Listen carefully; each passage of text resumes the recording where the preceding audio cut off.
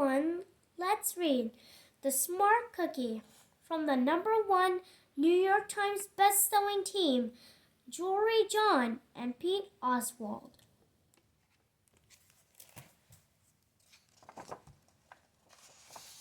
The Smart Cookie from the #1 New York Times best-selling team, Jory John and Pete Oswald. Greetings! I'm a cookie. I live in a bakery on a street corner near a river.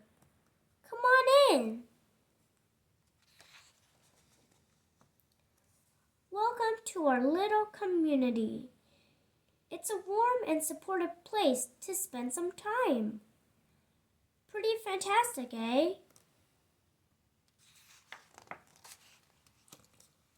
These days, life is sweet, but my journey wasn't always a cakewalk. When I was younger, I couldn't have imagined fitting in here. For a long time, I didn't feel comfortable speaking up or sharing my ideas. I didn't feel like a smart cookie. I wanted to be a cookie who knew all the answers, a cookie who felt confident in a group, a cookie who said, "Aha!" when solving a puzzle. Like this. Aha! Looking back, I had some trouble in my early days.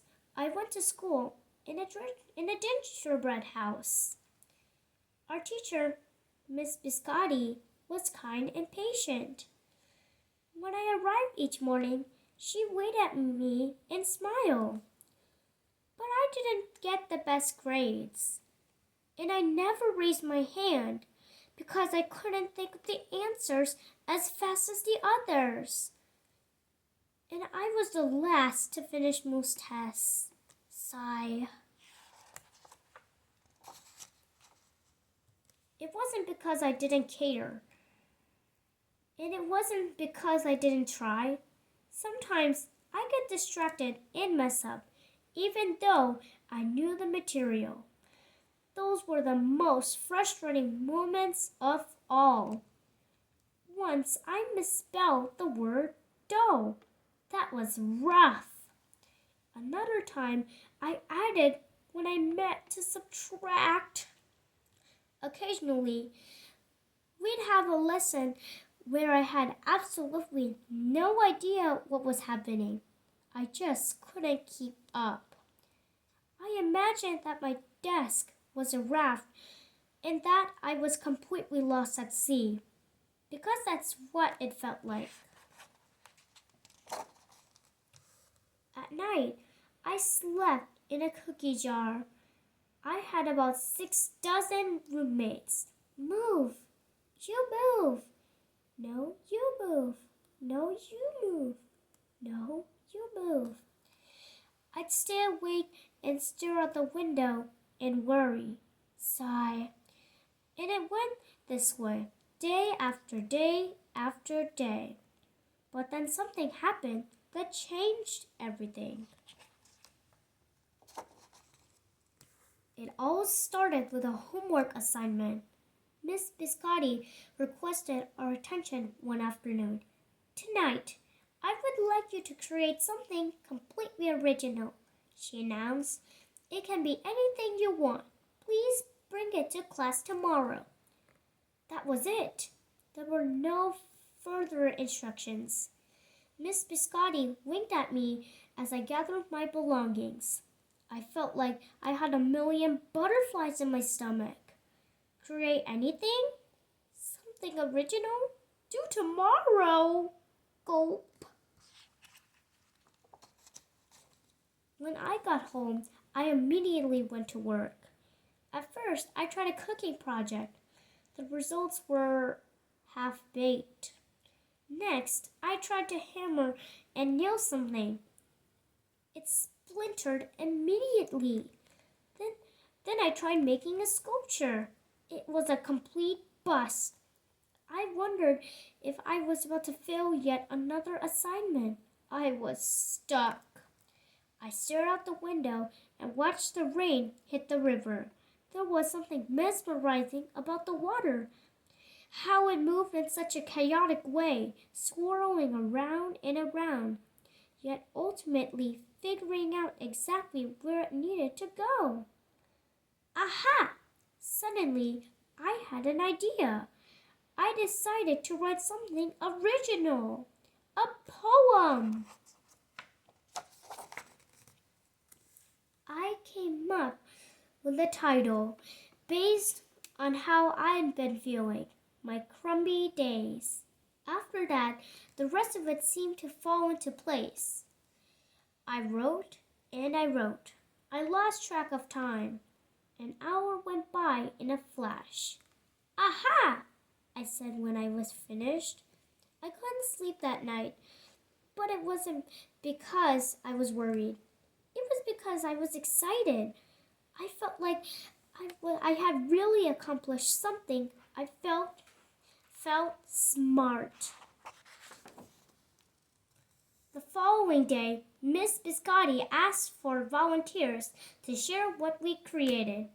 One kid showed off his original frosting art. Another kid revealed her sprinkle distribution machine. It was neat seeing how everyone was good at such different things. Finally, Miss Biscotti turned to me. Would you like to share anything? She asked. Gulp. I gulped. I thought I'd probably crumble under the pressure. But I made my way to the front of the classroom. I noticed my hands were shaking. My mouth went dry.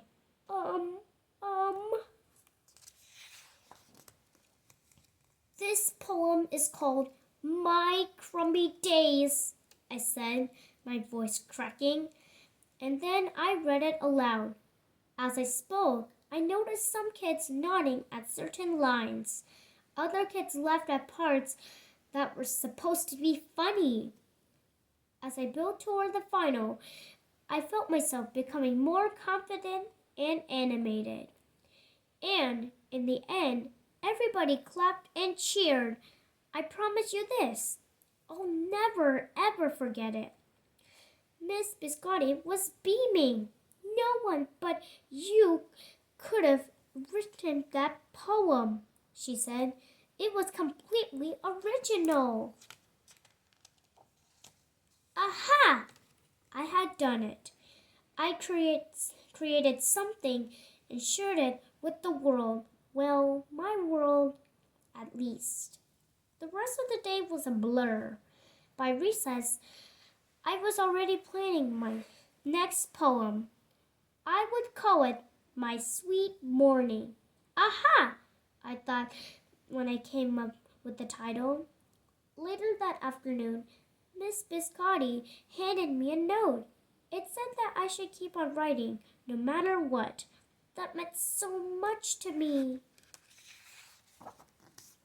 School was a bit different after that. I wasn't so scared to raise my hand or ask a question or share my work. Sure, some things still don't come as easily for me as they do for others.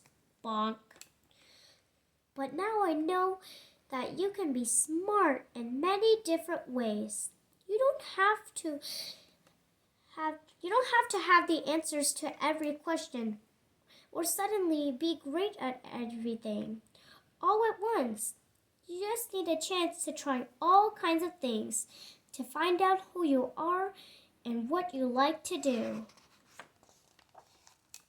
As for me, I learned that I can write and I can think up great ideas. And I've found plenty of other things I'm good at too. I no longer feel lost at sea. It's more like floating down a river. And the best part is there's always more to learn because we're all smart cookies. Aha! Aha! Aha! The end. I hope you liked this video. Thanks for watching.